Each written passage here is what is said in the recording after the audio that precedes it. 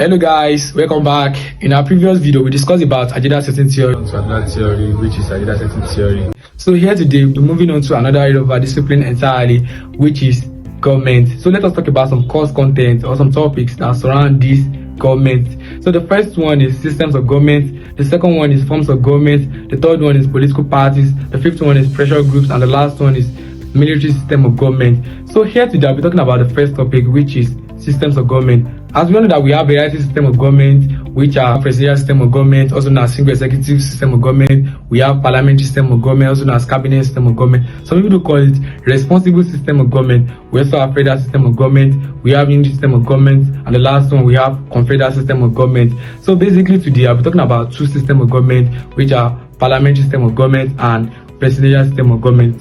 So what is parliamentary system of government? In a layman understanding, parliamentary system of government is a system of government whereby the person that performs the affairs of the head of state is different from the person that performs the affairs of the head of government. That is, the head of state is called the nominal head or the ceremonial head. So we do call them the president, while the head of government is called the prime minister, who's said to be a kind of a real executive. So he performs a kind of a major role in the cabinet. So in the case of England, when we have the king or queen, so that is the head of state, while the head of government is called the prime minister. So in Nigeria, we practice parliamentary system of government from 1960 to 1963. So back then, the prime minister back then was Sir Abubakar Tafawa Balewa, while the head of state back then was Dr. Nnamdi Azikiwe, who said to be the president or the ceremonial head or a kind of a figurehead back then. So that's one of the major key points in parliamentary system of government. So let us talk about the presidential system of government. So what is presidential system of government?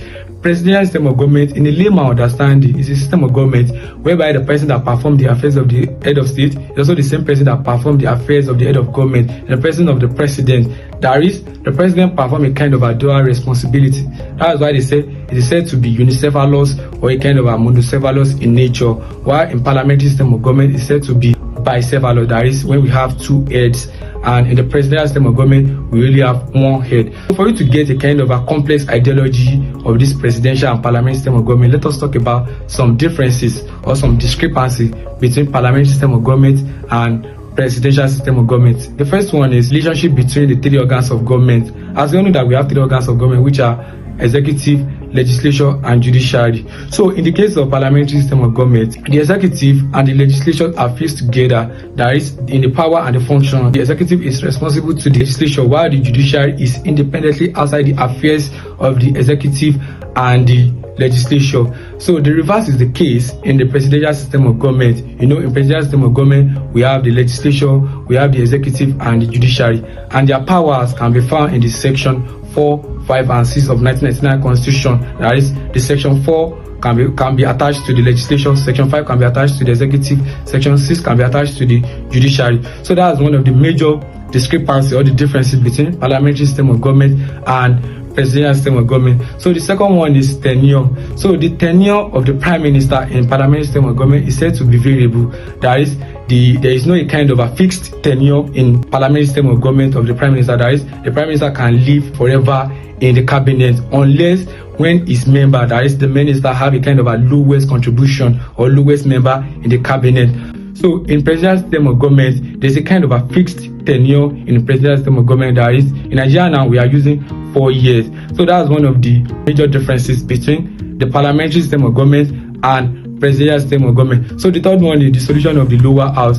In parliamentary system of government, the dissolution of the lower house is said to be from the prime minister. That is, the prime minister can dissolve the lower house without any questionable from any other ministers. So presidential system of government, the president cannot dissolve the lower house.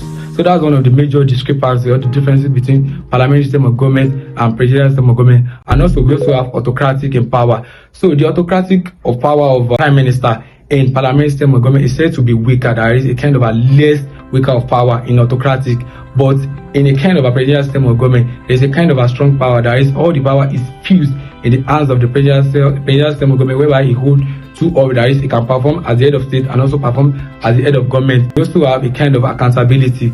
So the accountability in parliamentary system of government, the minister are said to be accountable to the legislature, but the reverse is the case in the presidential system of government. That is, the executive does not owe the legislature any accountability. So that's also one of the discrepancies between the parliamentary system of government and presidential system of government. We also have appointment of ministers. So in parliamentary system of government, appointment of minister is said to be from a kind of within of their cabinet. That is, the prime minister cannot appoint the minister outside their cabinet. But in presidential system of government, the president can appoint anybody, can appoint his family. So it doesn't necessary for him to appoint within his cabinet. So that's also one of the discrepancy between the parliamentary system of government and presidential system of government. And also we also have division of power, or a kind of individual responsibility. So when we talk about this individual responsibility, so any minister in parliamentary system of government, if he do anything, a kind of inaction or action in the cabinet, is said to be owned for whatever thing he does. That is, if the minister do a kind of bad things, so they are going to remove it. It's not that they are going to remove everybody, so they are going to remove him for any kind of inaction or action. That is a kind of irritability. So in presidential system of government, they cannot remove him. So, and also, we also have a kind of impeachment and vote of no confidence. So, in parliamentary system of government, the removal of the president or the ceremonial head is said to be a kind of a vote of no confidence. But in presidential system of government, the removal of the president is said to be a kind of impeachment. And that section can be found in the section 143 of 1999 Constitution. That has to do with the removal of the president. That is section 10 to section 11. That is actually do with kind of a gross evidence. That is when they found a kind of gross evidence to the president. So those are the major discrepancies between the parliamentary system of government and presidential system of government. And also, don't forget to like my videos, follow,